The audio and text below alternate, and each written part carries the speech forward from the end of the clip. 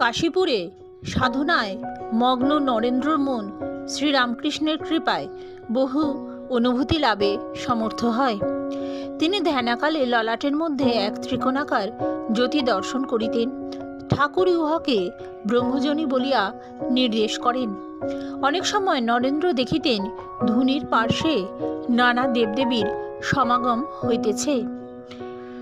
এই সাধনার ফলে একসময় তাহার অনুভূতি জাগিল যে তাহার মধ্যে এইরূপ আধ্যাত্মিক শক্তি সঞ্চিত হইয়াছে, যাহা অপরে সংক্রামিত করা চলে।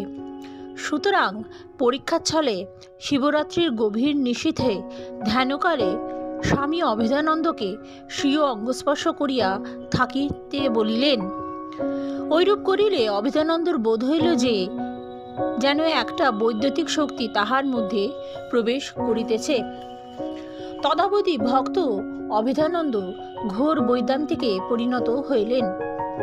পরন্তু শ্রীরামকৃষ্ণ ইহা শুনিয়া নরেন্দ্রকে সাবধান করিয়া দিলেন, তিনি যাহাতে ভবিষ্যতে এইভাবে শক্তির অপপ্রয়োগ না করেন কিংবা অপরের মধ্যে বলপূর্বক বিজাতীয় ভাব সঞ্চার না করেন। এই কালে নরেন্দ্রর মনে নির্বিকল্প সমাধির আকাঙ্ক্ষা বড়ই তীব্র হইয়া উঠিল। একদিন অন্তরের বাসনা গোপন রাখিতে না পারিয়া শ্রীরামকৃষ্ণ সমীপে উহা নিবেদন করিলেন। ঠাকুর আশ্বাস দিলেন যে তাহার দেহ নিরাময় হইলে ঐরূপ ব্যবস্থা হইবে। কিন্তু নরেন্দ্র তখন বিলম্ব অসহ্য। অগত ঠাকুর বলিলেন, তুই কি চাস বল। নরেন্দ্র জানাইলেন, আমার ইচ্ছা সুখদেবের মতন একেবারে 5-6 দিন সমাধিতে ডুবে থাকি, তারপর শুধু দেহ রক্ষার জন্য খানিকটা নিচে নেমে এসে আবার সমাধিতে চলে যাই। ঠাকুর অমনি গম্ভীর কণ্ঠে তাকে ধিক্কার দিয়া বলিলেন, ছি ছি, তুই এত বড় আধার, তোর মুখে এই কথা!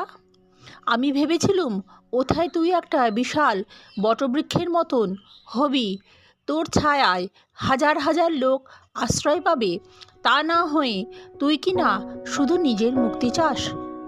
ঐরূপ তিরস্কারে নরেন্দ্রর মনে অজস্র অশ্রু ঝরিতে লাগিল।